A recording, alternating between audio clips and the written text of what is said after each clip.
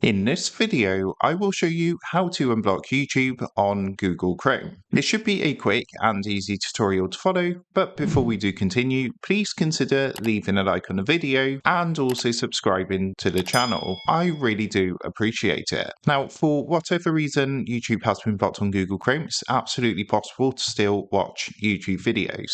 To do this, what you're going to want to do is open up a new Chrome browser, come across to google.com and type in your content creator along with the video that you want to watch into the Google search. So what I've done, I've searched for myself, so Tech Tutor, and the video that I want to watch. So I'm just going to scroll through and find my video, which is this one here. Now, what you need to do is actually right click onto the blue title here. So what you want to do is right click to bring up a menu like this, and then click onto copy link address. Now, once you've done that, come up to the top and click the plus button to open up a new tab. And what you want to do is right click and then paste that link into the address bar. Now, at this point, what you need to do is get rid of a bit of the address, which is the watch $v and equal sign. So this section here, you want to actually delete from the address, and you want to replace this with embed and then a /. So it should look something like this. Basically, it's going to say youtube.com/embed/ and then you've got the video